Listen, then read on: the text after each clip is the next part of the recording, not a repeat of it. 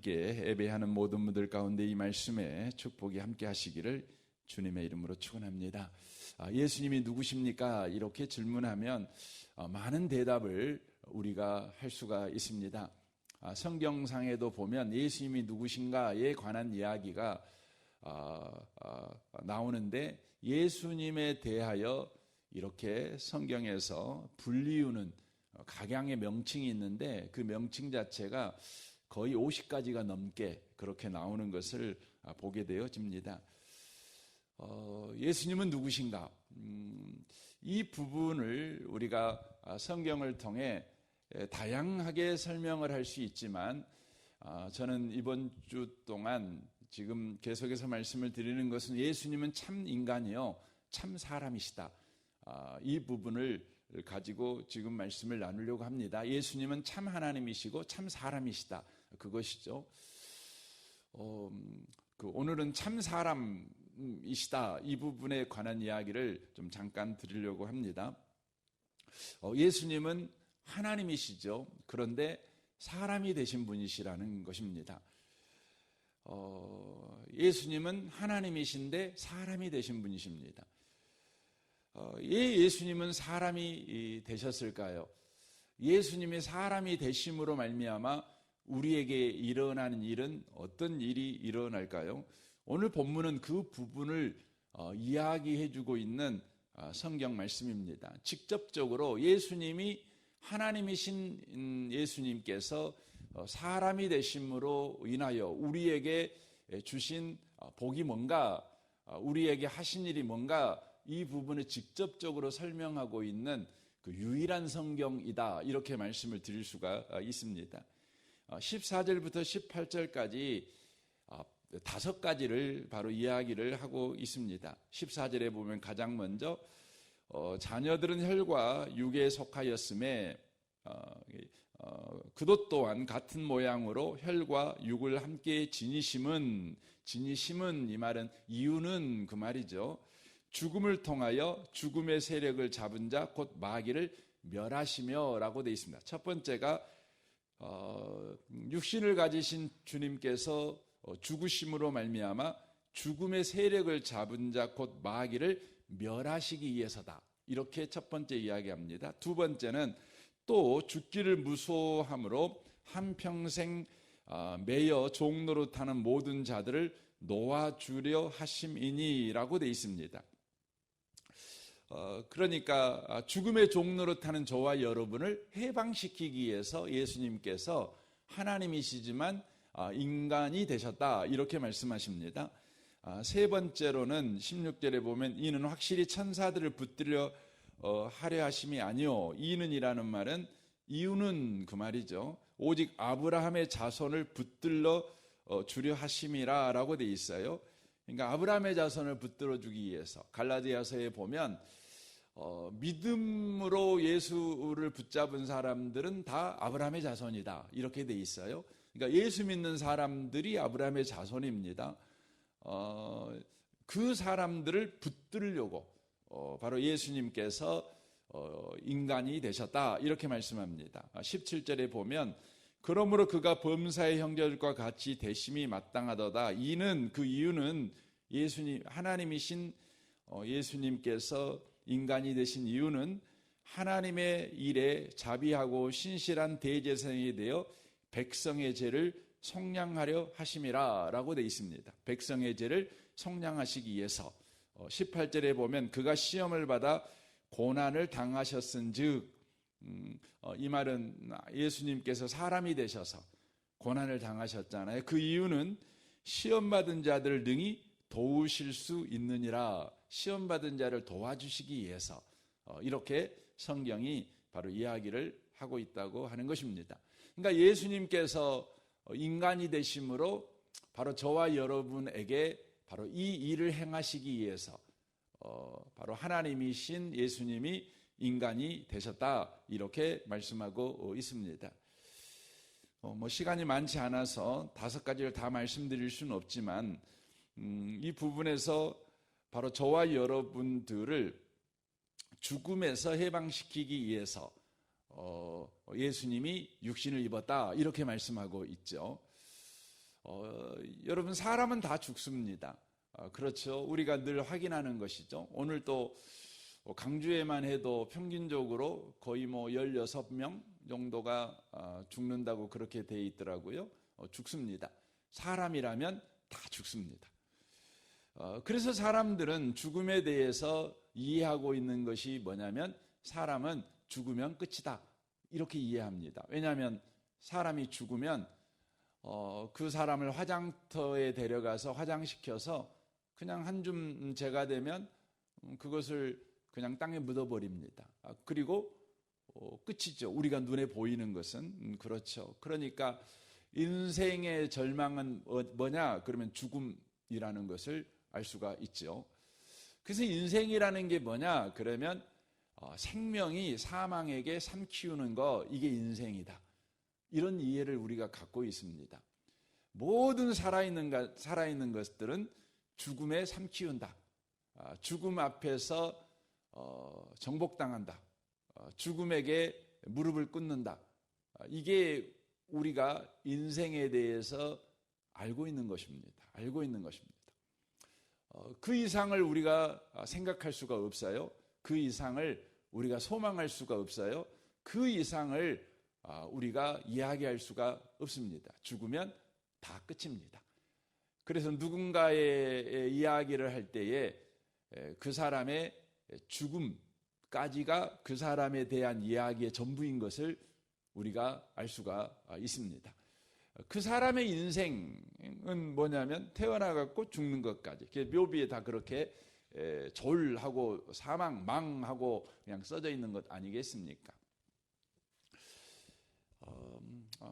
그런데 예수님께서 사람의 몸을 입으시고 이 땅에 오셨습니다. 그리고는 예수님도 죽으셨죠.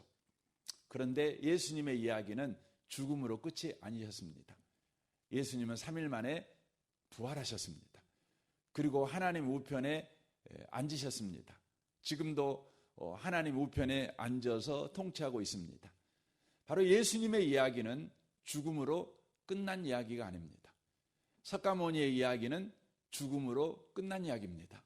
공자의 이야기도 그가 죽으면 더 이상 그의 이야기가 없습니다. 마호메트도 마찬가지고 소크라테스도 마찬가지고 우리가 아는 세상의 소위 영웅들의 이야기도 그들이 죽어버리면 그들의 이야기는 거기에서 끝입니다. 그런데 예수님 이야기만은 안 그럽니다. 예수님 이야기는 죽음으로 끝이 아닙니다. 죽은 이후에도 예수님 이야기는 계속되고 있습니다. 바로 교회들을 통해서 예수님 이야기는 계속되고 있습니다. 믿는 자들을 통해 예수님 이야기는 계속되고 있습니다. 그것은 다만 예수님이 죽었다라고 이야기하는 것으로 예수님 이야기가 계속되고 있는 것이 아니라 지금 저와 여러분을 통치하고 계시는 것으로 예수님 이야기는 계속되고 있습니다. 고린도전서 15장에서 말씀하죠. 예수님이 죽어서 그 이야기가 끝나버렸다면 그 예수를 믿는 저와 여러분은 세상에서 가장 불쌍한 자라는 것이죠. 그러나 예수님은 죽음으로 그 이야기가 끝난 것이 아니라 3일 만에 살아나셨습니다. 그런데 그 예수님의 살아나심의 이야기는 바로 첫 열매다, 이렇게 이야기를 합니다. 그러므로 예수님을 믿는 사람들의 이야기도 죽음으로 끝나버리는 이야기가 아니라는 것이죠. 저와 여러분의 이야기도 죽음으로 끝나는 이야기가 아닙니다. 그러니까 우리가 여러분의 인생을 잘 이해해야 되는데 우리 인생은 영원히 계속되는 이야기고 계속될 것인데 분명하게 우리 인생 속에는 죽음이 찾아올 것입니다. 예수 믿는 자에게 죽음은 뭡니까? 우리 인생을 끝내버리는 종착역입니까? 아니죠. 예수님으로 말미암아 우리에게 죽음은 영원한 이야기를 지속하는 터널이 된다는 것을 우리가 놓치면 안 됩니다. 그래서 성경 고린도 후서 5장 4절에 예수 믿는 사람의 죽음을 뭐라고 표현하냐면 사망이 생명을 삼킨 사건, 이렇게 표현 안 합니다. 뭐라고 표현하냐면 생명이 사망을 삼키는 사건. 이게 예수 믿는 사람의 죽음이라고 표현합니다. 여러분 그 죽음 그러면 뭐예요? 산 사람이 죽음에게 삼킨 거잖아요. 그렇죠? 죽음이 이겨버린 거예요. 이게 죽음이죠. 그러니까 쌩쌩하게 걸어다니는 사람들이 막 말하고 눈빛 교환하고 사랑한다고 고백하고 뭐 안아도 주고 이런 따뜻했던 사람이 갑자기 죽음이 그를 덮치자 그의 시신이 싸늘하게 돼버리는 거죠. 더 이상 걸을 수도 없고 밥 먹을 수도 없고 이야기할 수도 없고. 그래서 우리는 시신을 보면 생명이 죽음에게 삼켜버린 거예요. 그런데 예수님의 부활을 통해서 믿는 자들에게 어떤 일이 일어났냐면 바로 사망당할 자가 생명에게 삼키게 돼요. 그러니까 사망이 생명에게 삼키는 사건, 이게 예수 믿는 자들에게 죽음 사건이라는 거예요. 그래서 여러분과 제가 이 부분을 우리 예수님께서 아주 자세하게 그림 언어로 설명을 해줘요. 그러니까 사망이 생명을 삼킨 사건이 사람의 죽음, 믿는 자의 죽음이 아니라 죽음이 생명에게 삼킨 사건이 바로 예수 믿는 자의 죽음이다. 이것을 주님께서 그냥 이렇게 그림 언어로 딱 보여줘요. 어디서 보이냐면 요한복음 14장이에요. 14장에 보면 이렇게 돼 있어요. 너희는 마음에 근심하지 말라. 하나님을 믿으니 또 나를 믿으라. 아버지 집에는 거할 곳이 많다. 이렇게 말씀하시고 나서 예수 믿는 자의 죽음이 뭐냐? 이렇게 이제 그림으로 딱 보여져요. 실제죠. 어떻게 보여줍니까? 사람이 이제 예수 믿는 사람이 딱 죽어요. 죽음이 다가와요. 죽음이 다가오면 예수 믿는 사람에게, 살아있는 예수 믿는 사람에게 죽음이 찾아와서 그를 사망으로 데려가게 성경이 표현하고 있는 것이 아니라 생명의 주님이 우리를 찾아오셔요. 그렇게 돼 있어요. 생명의 주님이 우리를 찾아와 가지고 어디로 데려가요? 아버지 집으로 데려가요. 이게 뭐예요? 예수 믿는 사람에게 죽음이라는 거예요. 그러니까 사망이 찾아온 사건이 믿는 사람에게 죽음이 아니라 생명이 찾아오는 것이 예수 믿는 사람에게 죽음이에요. 뭐 다른 표현할 방법이 없어가지고 제가 죽음 이렇게 표현을 쓰지만 그런 거죠. 그러니까 여러분은 질문해 봐야 돼요. 여러분에게 제가 또 질문해 보고 싶어요. 여러분은 여러분이 이해하고 있는 죽음에 얼마나 머물러 있을까요? 얼마나 머물러 있을까요? 우리는 이런 이해를 가지고 있죠. 우리의 시신이 땅에 묻히죠. 죽으면 시신이 있으니까 시신이 땅에 묻히고 이 묻힌 시신이 예수님 오실 때까지 이제 땅속에 있어야 되잖아요. 그렇잖아요. 그러니까 우리가 죽음에 머물러 있는 시간은 예수님께서 재림하는 그날까지 우리가 죽음에 머물러 있다고 생각을 해요. 그렇죠?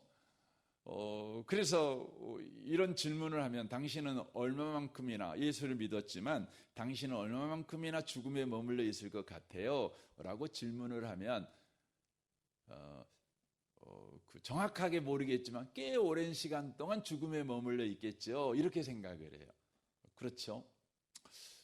어떤 사람은 죽음 후에 예수님이 100년 후에 온다면 100년 동안 죽음에 머물러 있는 것이고 뭐 10년 후에 오신다면 10년 동안 죽음에 머물러 있는 것이 되겠죠.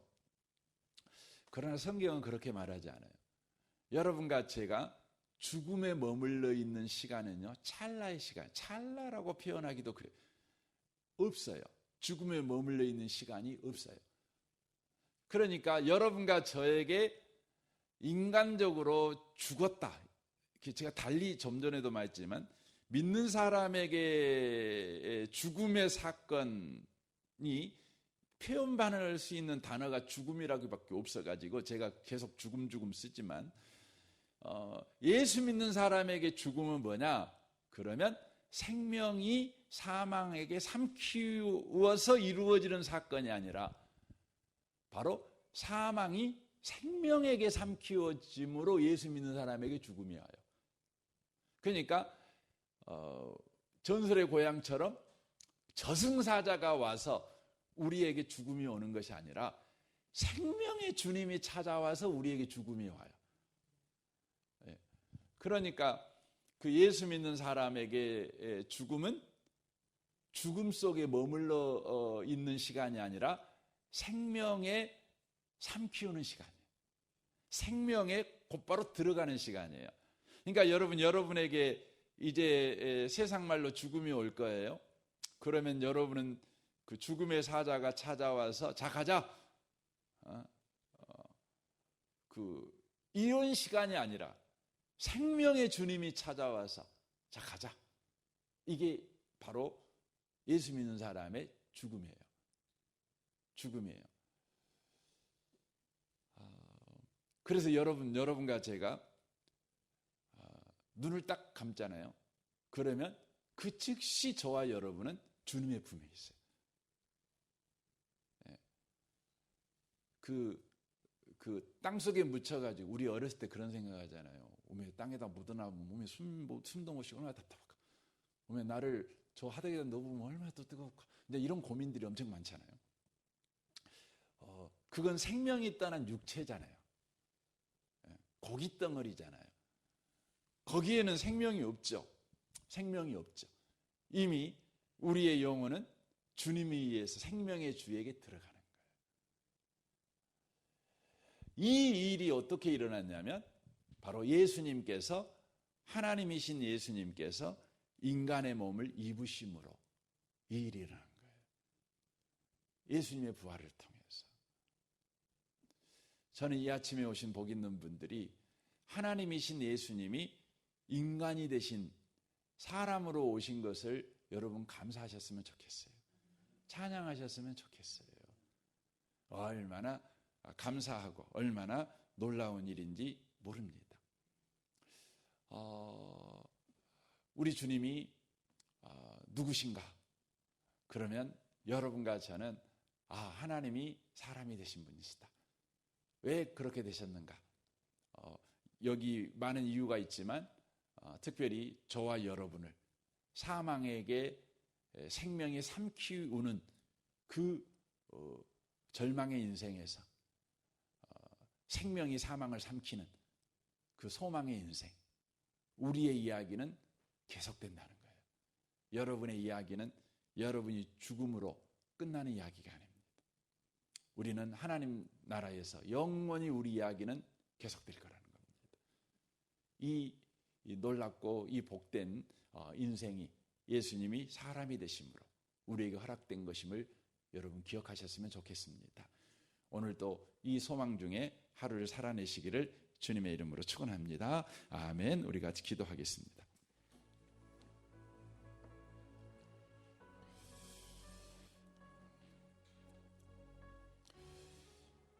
오늘 말씀을 생각하며 살았으면 좋겠습니다. 마귀는 오늘 또 죽음으로 우리를 위협합니다. 우리는 그 죽음 앞에 어느 누구도 장사가 없어요. 뭐 죽음이 오면 신앙이고 뭐고 그냥 오래 살 수만 있으면 무엇이든지 하려고 하는 사람들입니다. 우리는 예수님이 누구신가를 생각해야 합니다. 하나님이 사람이 되셨습니다. 그러므로 죄의 노예에서, 죽음의 노예에서 우리를 해방시켰습니다. 죽는 것은 사망이 생명에게 삼키우는 사건이 아니라 생명이 사망을 삼키는 사건입니다. 생명의 주가 찾아오는 사건입니다. 주여, 이 신비하고 이 놀라운 인생, 예수 믿는 자들의 인생이오니 오늘 또 이 놀라운 인생, 신비한 인생을 살고 있다는 믿음을 가지고 오늘 하루를 살아내게 하옵소서. 여러분 가정과 직장생활, 성도들 위해 중보해 주시고, 우리 미래세대 청소년부, 우리 섬기는 윤상효 전사님과 또 교사 순장들, 청소년들을 위해서 기도해 주십시오. 정선마을 장로님과 순장 순원들을 위해 기도해 주시고, 수요 예배를 위해서 여러분 기도해 주십시오.